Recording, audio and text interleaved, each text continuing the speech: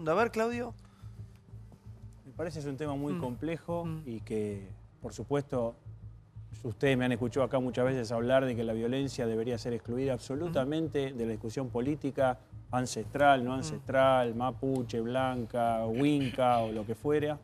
Me parece también que la construcción de la República Argentina, a la que yo creo y adhiero y me gustaría que sea multicultural, sin distinción de razas, orígenes étnicos, orientación sexual, religión, ideología, adscripción política, nada de eso. Pienso en un país más de futuro que en el pasado, porque yo soy italiano y podría ir a reclamar a Roma que los etruscos me sacaron, no sé qué, y me siento muy argentino y por ahí puedo compartir con él, con los hermanos aborígenes de otras etnias, y sin embargo somos iguales. Tenemos que pelear por los derechos, porque se cumplan los derechos sociales, civiles y políticos de todos esos. Y tenemos la suerte, el preámbulo de nuestra Constitución es genial, es muy progresista en eso. Y nuestra Constitución, incumplida y por lo que tenemos que luchar todos, también contempla esta particularidad. Me parece que ahí está la solución a la que todos tenemos que colaborar. Ahora, territorios tomados no, violencia no, tiros no, si no, se rompe ese pacto que todos tratamos de hacer, pero mezclado. Sí, hay un último momento, Pablo. Sí, la información del día para estar atentos a lo que está pasando tiene que ver con la frustración del peritaje criminalístico que se debía realizar y la caída de un pacto que insólitamente trazó el juez con la señora María Nahuel, que es la tía del joven fallecido, y que la Secretaría de Seguridad de la Nación la desestimó. ¿En qué consistía el pacto? En que la señora había prometido que se iban a entregar 11 personas que estaban dentro de este territorio tomado a la justicia. Esto se cayó porque no se presentaron a la justicia. Y el segundo caso, que el Ministerio de Seguridad no permitió o no avaló que las fuerzas de seguridad que ingresen a cualquiera de los predios tomados tengan que ser requisadas por los mapuches. Como había pasado en el caso puntual de Maldonado, viste que llega la policía, en este caso la federal, porque la prefectura queda aislada del caso. Así que hoy hemos perdido un día muy importante para conocer pruebas. La información de cierre del día tiene que ver con la caída de esto ante la decisión del Ministerio de Seguridad de no aceptar presiones de imposiciones de los mapuches. Sí, Luis. Sí, a mí yo no voy a condescender con la violencia, ni quiero quedar bien con los hermanos, ni nada, porque mientras tengan un arma en la mano, sean violentos, le usurpen las propiedades, no voy a condescender con ellos. Y menos cuando Vaca Muerta, que es de todos los argentinos, un territorio fiscal, cuando descubrieron que hay riqueza, ¡pum!, territorio mapuche. Ahí van con las bombas y con todo. ¿De qué me hablas? ¿De qué nacionalidad me hablas? No te puedo creer nada. No le puedo creer nada a un tipo que me dice que no hay armas y tengo fotos de ustedes armados o de los grupos que vos defendés. Yo no puedo condescender en este momento a hablar de mis hermanos porque no son hermanos, están en el otro lado tratando de matar a los que estamos de este lado. Entonces, en la violencia no negocio nada. Ni que me vengan a hablar del tema milenario, porque Vaca Muerta también era milenaria siempre y nunca fueron. Cuando apareció petróleo y gas, ahí aparecieron todos y con amenazas de bomba, y si llegan a volar eso es una tragedia nacional. Entonces no seamos tan estúpidos de empezar a quedar bien porque queda políticamente correcto. No es quedar bien, Luis. No, pero para estamos en peligro nosotros. Minuto. Porque si llegamos así, que todo es una escalada de violencia. No, sin las armas. El tema, yo creo que no todo es lo mismo, no todo es el mismo reclamo. Creo que hay gente que se están parando en la causa mapuche para ejercer su poderío. Vaca Muerta. Y recién acá citaba algunas cuestiones el historiador. Me parece que, como te decía recién, no todo es lo mismo, que hay que empezar a escucharse mucho más. Y en esto es fundamental que actúe la justicia. Pero un encapuchado puede escuchar a uno que va con palo y le pide a la gendarmería que se identifique y él va con un pasamontañas. Sí, a ver. Una sola cosa que quiero aclarar. Yo creo absolutamente en Estado de Derecho. Creo que esto se arregla con el Estado de Derecho. Pero lo que está claro, que había plazos, términos para que esto se trate a nivel legislativo. Lo estamos suspendiendo. Este tema no nos estamos ocupando, lo estamos tirando para adelante. Ayer acabamos de postergar otra vez el periodo que había con obligaciones para ir analizando un relevamiento de todas, ir dándole solución a cada uno. Entonces, si esto, además de todo lo que se planteó acá, como Estado, nosotros también como legisladores, lo vamos postergando y no se resuelve, porque la resolución, ¿qué va a significar? Tomar un posicionamiento. Será negociado y a partir de ahí, bueno, es el Estado de Derecho el que funciona. Hoy es zona gris todavía. Sí, pero ¿por qué Claudio. Sí, no, que ciertamente lo que dice él, la Constitución Nacional avala, el artículo 75 reconoce que debemos respetar la identidad de las comunidades indígenas.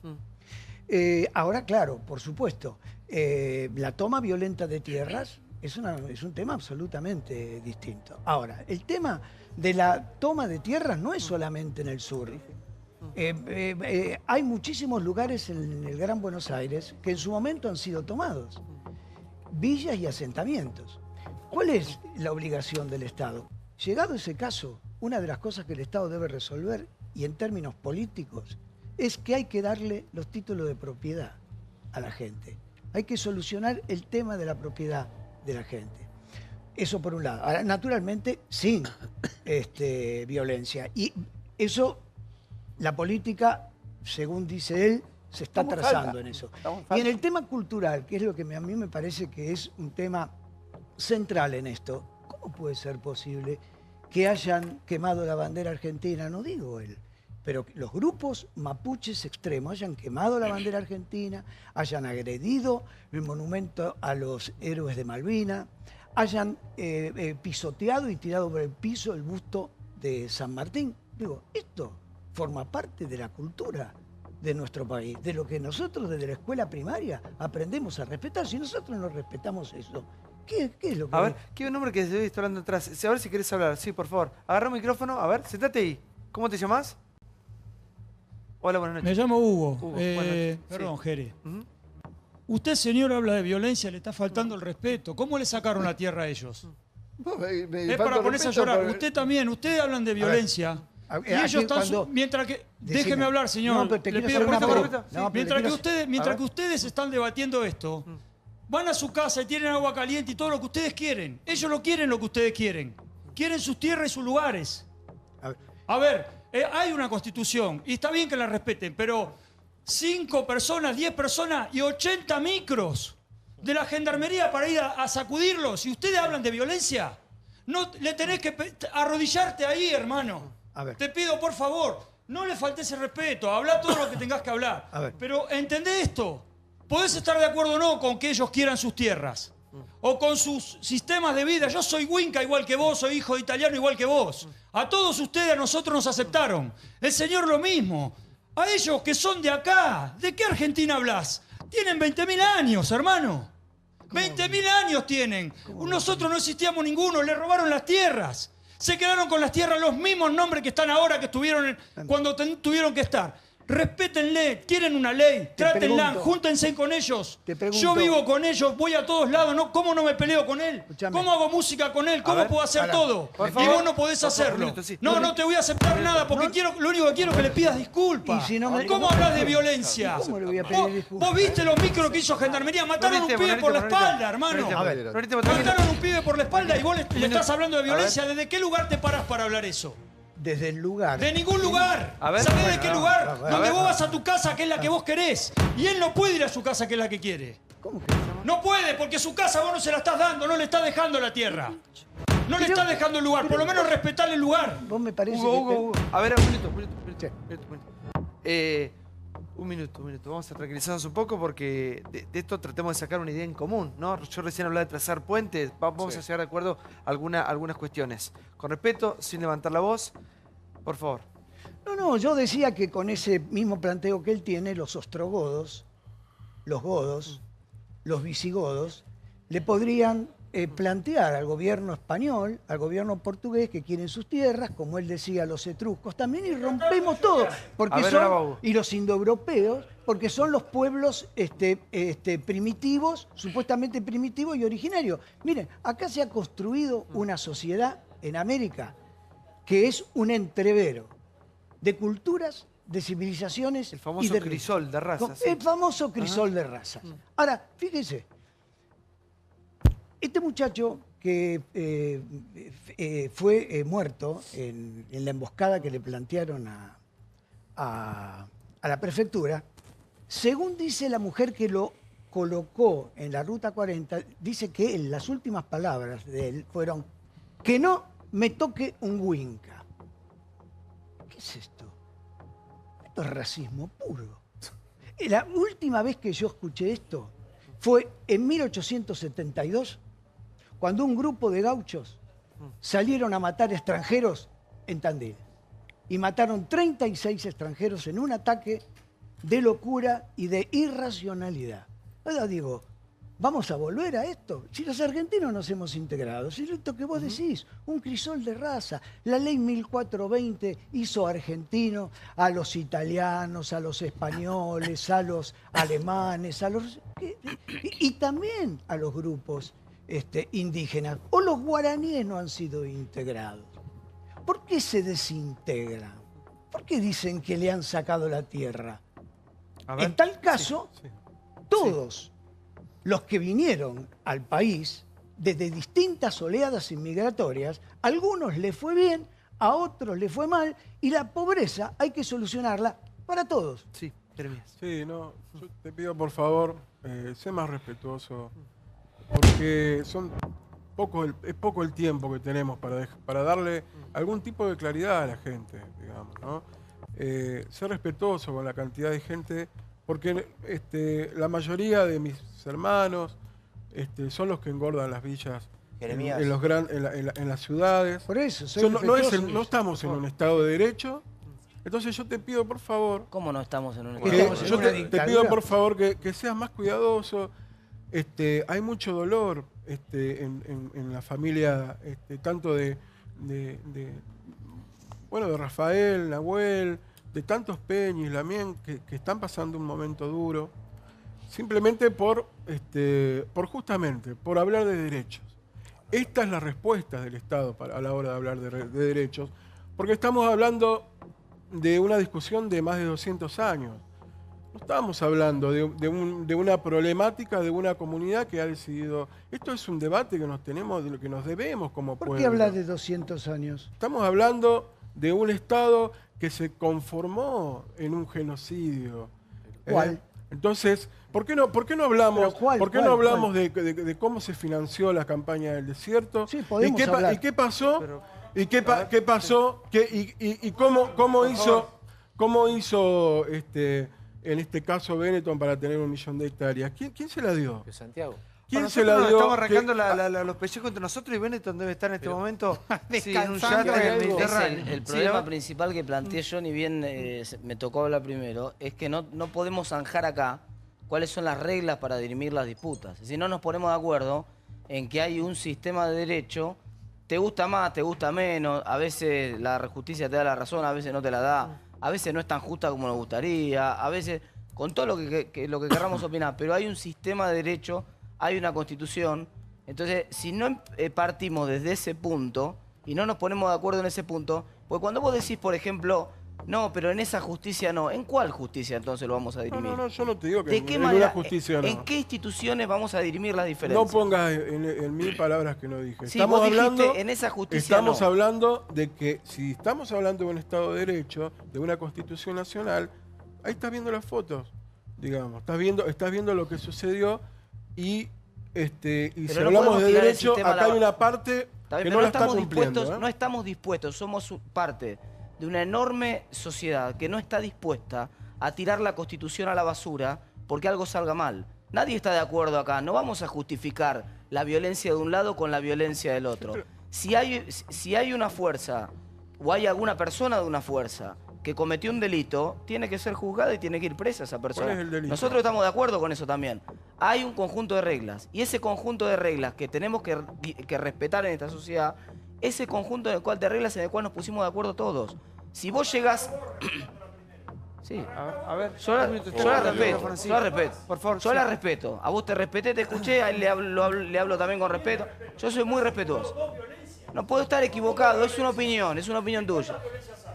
Es una opinión tuya. A partir de la Constitución que está vigente, hay una regla de juego. Que si a vos es una violencia, amigo. Es una violencia. Exactamente, es una. Sí. Y mirá la que están ejerciendo contra ellos. Es así. Así ellos tienen el predominio de la fuerza. Vos no podés ejercer esa violencia contra ellos. Ese es el problema. A vos no te gusta el sistema. Pero el sistema es este. O sea que ellos se tienen que hacer cargo de que vos decís que este es el sistema y tienen que morir todos. Lo dice la Constitución. O los matan a tiro o los matan. Yo no lo digo, yo no existo. Y encima, ¿sabés qué es lo peor? ¿Sabés qué es lo peor? Que ellos están defendiendo la tierra. Y la comida que vos comés. No tiene nada que ver. La comida que vos comés. La comida que yo como la defiende. La comida que vos comés, ellos te avisaron que estaban capitalista que vos criticás genera la comida que yo como. Comiendo igual que yo. Te avisaron ellos. El sistema porque ellos aman capitalista la que tierra, vos no sabés lo que significa genera la eso. comida que como yo. Y nosotros no sabemos lo que significa. Todos los días, como generará el tuyo también. Como vos generarás el trabajo. Tiene que ver un sentimiento. A ver, todos los estados, no solo el argentino, todas las naciones se construyeron bajo sangre derramada. Todos, absolutamente todos, no solo de América. Todo el mundo construyó su estado-nación a partir de la sangre derramada. Y se destruyeron con sangre derramada también. Hay que tener cuidado con eso. Se construyeron y se destruyeron con sangre derramada. Ahora, que en su momento, el que ganaba a partir de la sangre derramada construía toda su ley sin reconocer ningún derecho sobre los derrotados.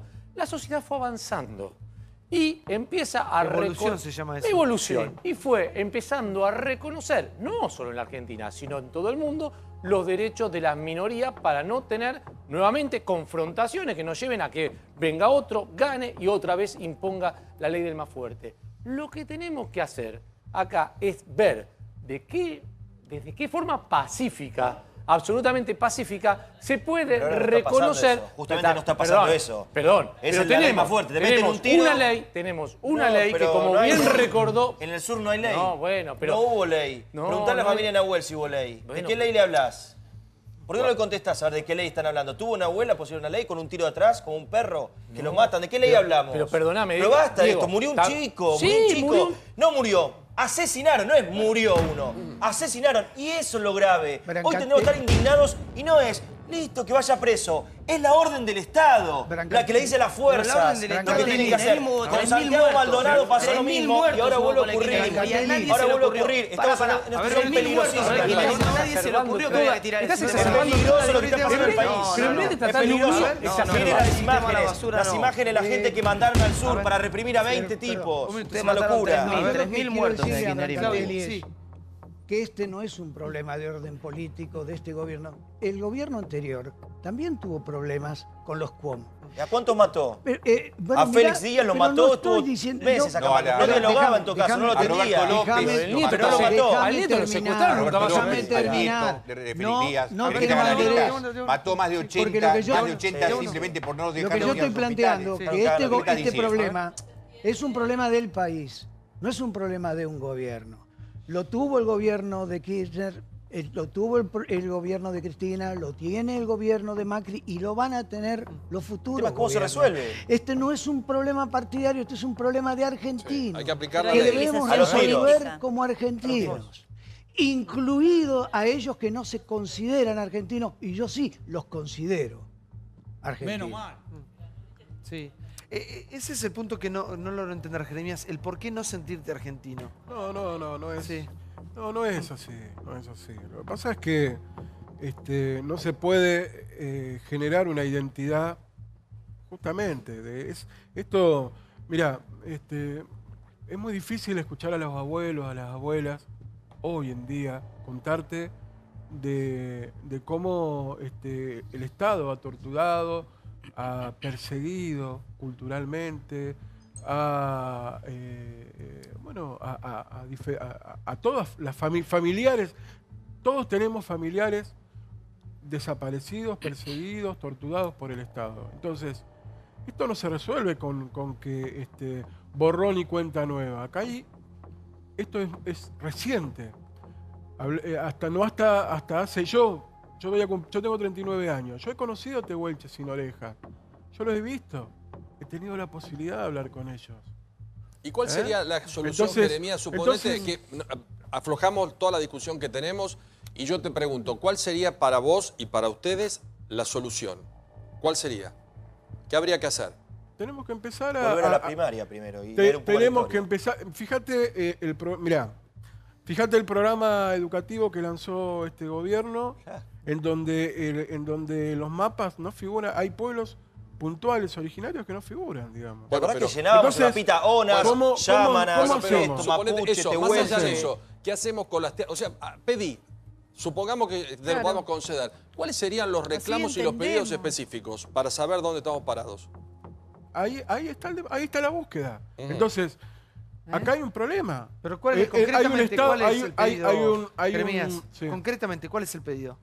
El pedido es que se respete culturalmente el derecho a regresar a un territorio ancestral, un territorio donde hay linaje, por eso te vuelvo a repetir. ¿En dónde? No es cualquier Perdón, Jeremías, territorio. ¿Qué sitio? ¿Cuántas hectáreas? ¿Cómo lo delimitamos? Cuando uno entra a hacer una negociación es interesante porque las dos partes, hay una que tiene que proponer o pedir y la otra tiene que ver que puede conceder. Entonces, yo entiendo lo del cambio cultural, pero es difícil que una ley pueda hacer cambiar la cultura de un país. Eso en todo caso será un trabajo de todos nosotros como sociedad. Claro. Ese es un aspecto, el cambio cultural, que lo entiendo, pero no remite a una negociación con un Estado o un gobierno.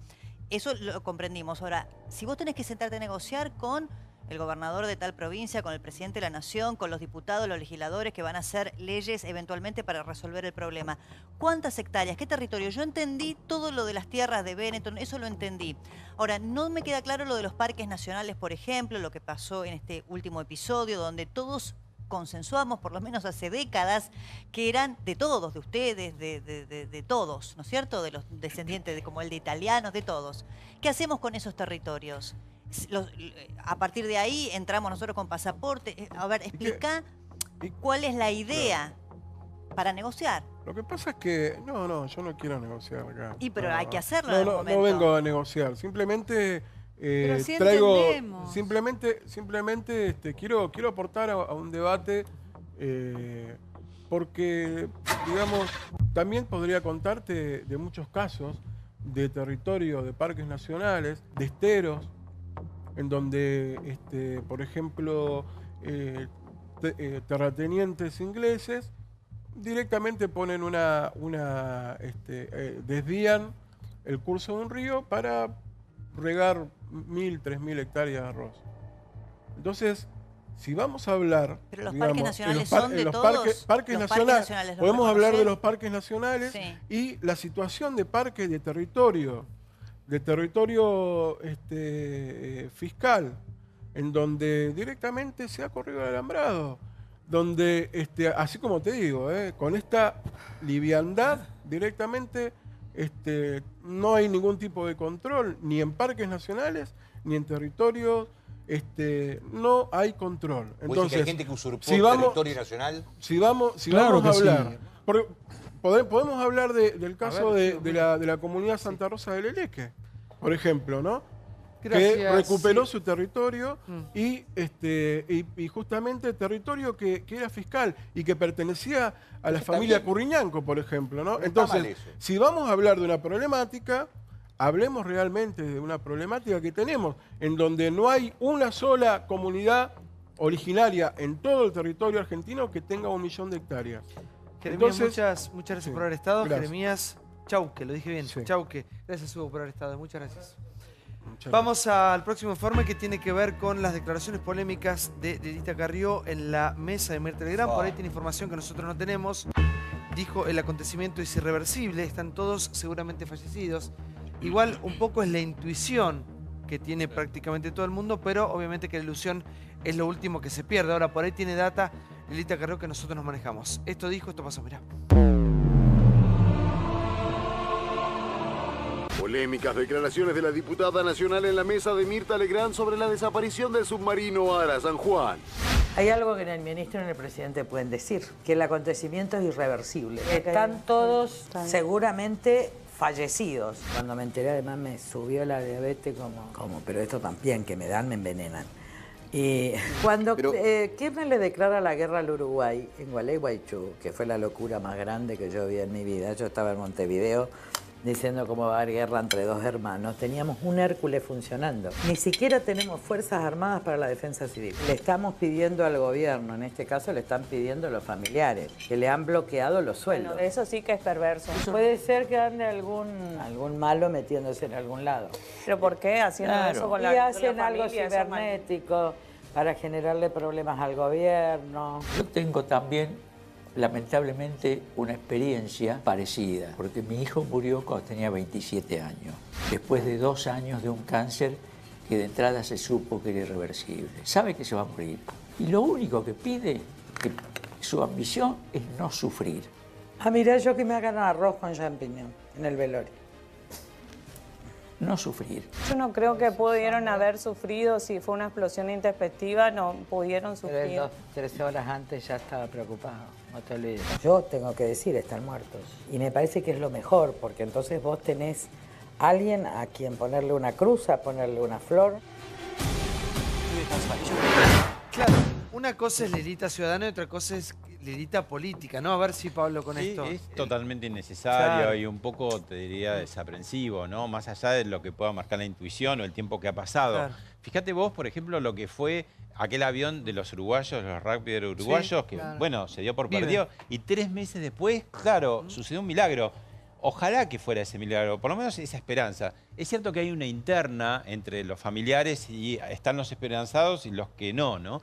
Igual ahí lo que importa ahora es encontrar el submarino y saber qué es lo que pasó. Y saber por qué hubo tantas fallas, por qué hubo desidia, por qué no hubo protocolo, por qué hubo corrupción en el arreglo de media vida del submarino, por qué el comandante notificó, digamos, la avería, igual se sumergió, por qué desde la base de Mar del Plata no dijeron, no, pará, quédate en superficie. Es decir, todo salió mal para que sucedan tantos muertos, ¿no? ¿Te acordás al principio del gobierno de Macri cuando se despeña el micro con 44 gendarmes también que iban a pedidos por el gobernador Morales en Jujuy, ¿no? Todas las muertes que han sucedido, las tragedias, Cromañón, lo de 11, lo de la Costanera, lo de La Plata, la inundación de La Plata, tiene que ver por esta combinación perversa, maléfica de desidia y corrupción y esta cosa voluntarista, es decir, la vamos a sacar adelante, ¿no? Para que, Claudio, hoy se conocieron un testimonio tremendo con respecto a lo que son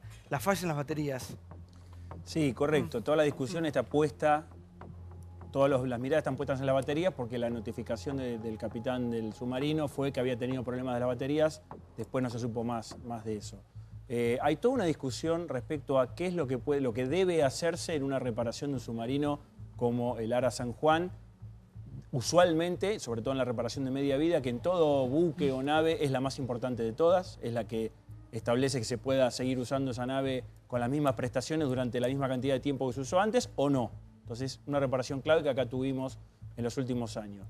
¿Qué es lo que se debería hacer y qué es lo que, y ahí entramos en el gris argentino, lo que se podría hacer para que las prestaciones sean similares a las originales, etcétera, etcétera? Viene la discusión de las baterías, si deben ser removidas y repuestas por baterías nuevas en esa reparación o con más frecuencia todavía, cada 6, 7 años, o si es posible quitar una parte, cambiarla por nueva, hacer una especie de arreglo que tenga la misma prestación. Esta discusión es muy técnica, están todas las miradas puestas acá, va a requerir de muchas pericias, ojalá que podamos tenerlas con el submarino. Sí, a ver, Paulo.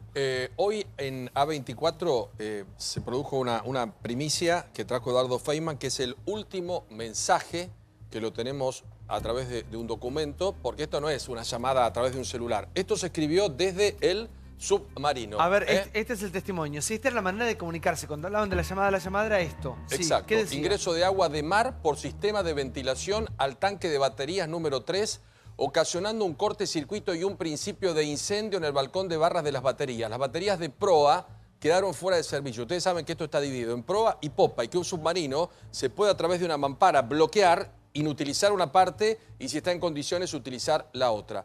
Acá se da la explicación de lo que verdaderamente pasó y que la Armada Argentina negó, porque ¿cuántas conferencias escuchamos del señor Balbi? 400, ¿no? De día, de noche, de tarde, parte meteorológica.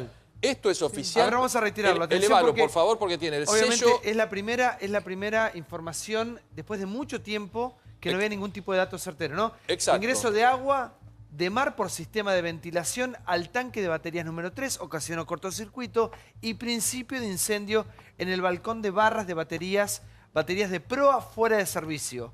Al momento en inmersión, propulsando con circuito dividido, sin novedades de personal, mantendré informado. Esta fue la última el último ida y vuelta, la última información y mirá eso, Santi, que sale desde Lara San Juan. Y ahí no le dan... El sello Armada Argentina, y esto tiene una firma. Lo que es gravísimo es que esta información que proviene del submarino contando lo que está pasando, llegó a oídos del ministro de Defensa, llegó a oídos del presidente de la Nación. ¿Por qué la Armada ocultó algo tan importante como lo que describió uno de los 44? Por favor, tenemos a Martín Delíez, ingeniero naval. Buenas noches. Buenas noches a todos. ¿Nos puedes explicar un poco de qué se trata esto? Bueno, lo que comunica el comunicado es, el submarino cuando sale a profundidad de snorkel para efectuar la carga de baterías, es una carga que se hace rápidamente, ¿sí? A través de sus generadores diésel. Una de las cosas que hace es ventilarlo al cuarto de baterías, porque las baterías que tiene el submarino son baterías de alta potencia, o sea, de alta entrega eléctrica, o sea, alta intensidad eléctrica y alto voltaje. Entonces, como son baterías de plomo ácido, similares a la de un vehículo convencional de calle, son baterías que en el proceso de carga tan rápido levantan temperatura. Entonces hay que ventilar la zona de baterías por posibles concentraciones de gases hidrógeno y oxígeno. ¿Sí? Según lo que informa el parte, es que ingresó agua por ese tubo de ventilación, que suele ser algo que a veces puede suceder, y puede suceder sobre todo cuando el estado de mar es severo, porque no es posible mantener una cota bastante regular. El estado de mar severo hace que pueda llegar lo que no es normal, cortocircuito. No, cuando ingresa agua al compartimiento de baterías se genera un cortocircuito. Las baterías con agua salada generan un electrolito y es como si vos unieras positivo con negativo. ¿Está preparado para esa reacción? No está preparado. Está preparado para compartimentarlo, sellarlo y dejarlo aislado ante esa avería y poder continuar navegando. Pero si ingresa agua dentro del compartimento de baterías se genera pon el documento, por favor, porque se ha hablado mucho de esa famosa charla que tuvieron, ese mensaje que dieron. No fue una charla, la manera de comunicarse en un submarino es esta, con tierra, digamos. Sí. Y si sacás un segundito el graph, le pido a los chicos, van a ver la firma del responsable y el sello de la Armada Argentina. Esta es la comunicación de uno de los 44 del submarino comunicándose con tierra. 8:52 del miércoles 15. ¿Por qué nunca se informó? Porque así como fueron informando tantas veces, ¿por qué no dijeron que esta fue la última comunicación? ¿Cuál es el problema de no haber dicho no sabemos esto? Si no se lo informó al ministro de Defensa. La jueza acaba de citar para el día de mañana al ministro de Defensa, Oscar Aguad, para que explique si tenía conocimiento o no de esta información. Lo relevante de esto, a propósito de lo que decía aquí el experto, puede haber sido un accidente, una situación fortuita que se podría haber precipitado en cualquier circunstancia, puede ser. Pero se conocieron en estos días también informes de auditorías que había hecho Defensa, tanto en 2015 y 2016, respecto de reparaciones en donde se habría direccionado para empresas que tenían algún tipo de interés particular. Y también se supo que en el año 2010 el juez Norberto Ollarvide cajoneó una denuncia que había habido respecto de Godoy, que era en ese momento el jefe de la Armada, también por malversación de fondos que debían ir a la reparación del Lara San Juan. Esa es la gran pregunta. ¿La corrupción y eventualmente los malos manejos para la reparación tuvieron que ver con el accidente? Es cierto que direccionar licitaciones es histórico, lamentablemente, en la Argentina. No con eso estoy justificando, pero teniendo acá al ingeniero, digamos, la pregunta del millón en este caso es, si hubiesen sido baterías nuevas, ¿sí? Que no hubiesen tenido una reparación, sino baterías que compraron nuevas, el principio de incendio se hubiese producido. Pero el tema no son las baterías, sino que entra agua. No, por eso, si entra agua, él dice que que entra agua, lo mismo. Baterías nuevas o replacadas con el ingreso de agua. Por eso, el primer problema que estamos teniendo es que quizás no son las baterías el problema. Puede ser la situación. O sea, el ingreso de agua sería exactamente igual. Si no estamos hablando sobre agua. A ver, Luis. Yo no soy experto submarinista, no quiero ser, no quiero tampoco jugar ninguna. Hay gente mirando que tiene otro tripulante a bordo, lo que Igual en este programa nunca no hemos hecho hipótesis de lo que ha pasado ni nada. No, me dolió ayer, por ejemplo, ver 44 menos en la marcha en la plaza, con el dolor, una cosa horrible. Y también, para mí la pregunta es, si esos submarinos navegan siempre en aguas, es la pregunta que le hago al ingeniero, en aguas que son muy tormentosas. El Golfo San Jorge es el Mar Bravo. Yo estuve en la Patagonia, nunca vi el Mar Calmo en la Patagonia. ¿Cómo puede ser que se filtre el agua? Porque tiene que salir a superficie para que el motor a gasoil cargue las baterías en un agua tormentosa pueda entrar en el submarino. Entonces, ¿ese submarino estaba preparado para navegar en la Patagonia? Es un submarino de categoría oceánica. El fabricante lo certificó así, de hecho vino navegando ¿Qué puede fallar para que pase eso? Y bueno, puede haber alguna situación particular en la salida de snorkel que comprometa la seguridad, pero producto del mar. ¿Usted oyó alguna vez en algún otro submarino, alguna otra historia de una falla así de snorkel? Sí, ha sucedido. Hay un submarino ruso, el K-129, que tuvo una falla en lo que es el compartimiento de generadores por ingreso de agua por el tubo de snorkel de respiración de los motores. Hay otro submarino también más antiguo, en la época del 50, diésel eléctrico. Yo siempre trato de comparar con submarinos iguales, porque irnos al submarino nuclear es otro tipo de submarino, que también tuvo una falla similar.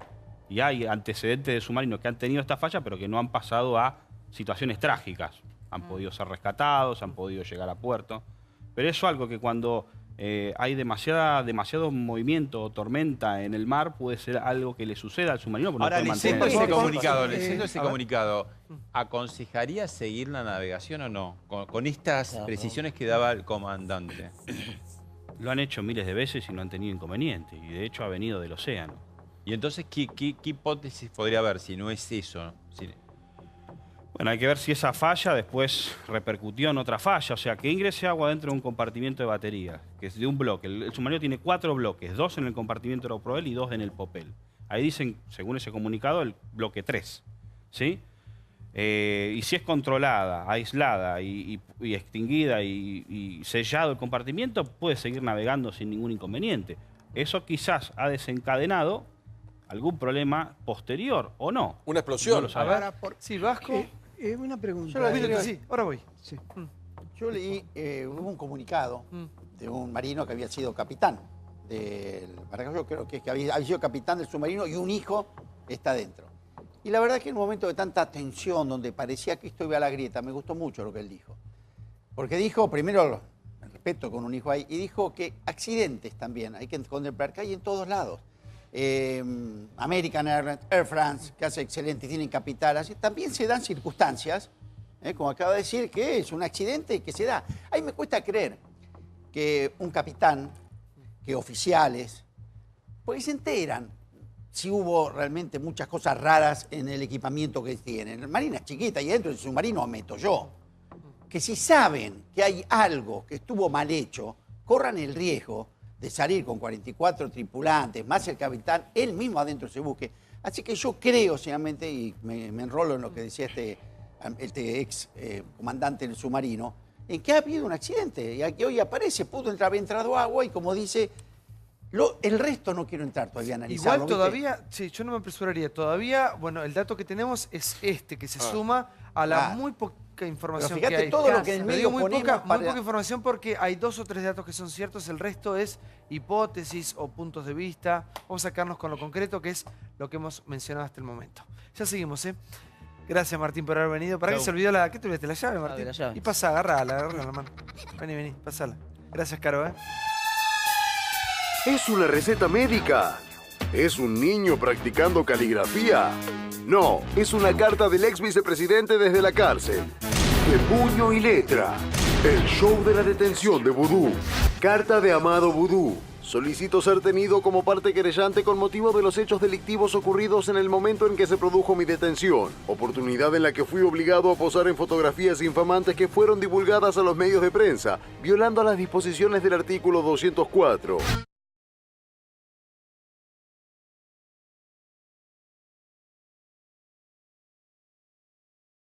Mi detención fue solamente mostrar un trofeo de casa. Entró el juez con el escrito en la mano, se sentó y me dijo, mira, a mí no me quedaba otra alternativa. Y después de decir eso, dice, no, yo te voy a decir, cambiaron las reglas del juego. Y yo le dije, para mí esto no es un juego. La Constitución no cambió, las leyes no cambiaron. ¿Cuál es el juego que juega el juez? Mi entendimiento es que el juez instructor ha perdido totalmente la objetividad y la parcialidad. Lo que no puedo entender es que se use la detención de una persona para tapar los problemas propios.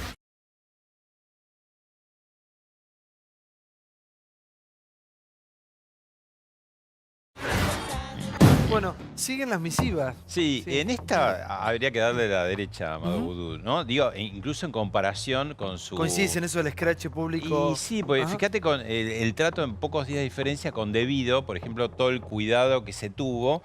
Y ahí volvemos al tema falta de protocolos. Es decir, siempre tiene que haber una manera de mostrar y no que sea, como fue en este caso, digamos, cantidad de fotos, filmado, el tipo Igual descalzo. Debido trabajó mucho, me parece, para eso. Bueno, con el hermano del ese, hijo que tiene ¿no? más aceitada. Pero eso te da más bronca todavía, porque quiere decir que sigue habiendo acomodos aún cuando ya no está en el gobierno. Si vos tenés a alguien que te respalda en la justicia, la podés sacar mejor. Por eso cuando Boudou habla en el texto, más allá de la carta, y dice, bueno, el juez, porque él lo recusa, no nos olvidemos que lo primero que hace es recusar al juez Lijo, y dice algo que la verdad habría que darle también la derecha, como dice Pablo, me mostraron como un trofeo de caza, y cuando yo me senté frente al juez me dijo cambiaron las reglas de juego, si no cambió la Constitución, ni las leyes, ni nuestros códigos penales o procesales, ¿qué es lo que cambió? ¿El color político? ¿Es cierto, Claudio, que hubo un cruce con Lázaro Báez o fue un rumor de redes? Recién trascendió este fin de semana,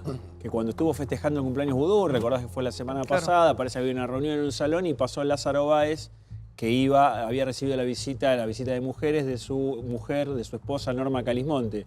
Y que cuando pasó, dicen las trascendidos, pero que no fueron desmentidos, parece que Boudou le dijo, Lázaro, y que Báez lo miró y le dijo, ahora te das cuenta que estoy acá, hace 1 año y medio que estoy acá. Nunca me llamaste, y siguió de largo. Lo que debe haber sido ese cumpleaños también, ¿no? Sí, se van a pasar gracias por habernos acompañado, gracias al catering espectacular que mandó la Dorita. Qué anteojos raro tenerle bien, te lo quise decir todo el programa, te quedan como chicos, te queda muy grande la cara, ¿eh? ¿No? Son nuevos. Creció la cara. Le quedan como acá, ¿eh? Estás acostumbrado. ¡Pilla para los pibes! Ah, puede ser. Igual vos marcás tendencia. No, esto que se usa ahora lo vamos a ver recién dentro de 10 años. Son como para nadar. Vos tengo más tiempo.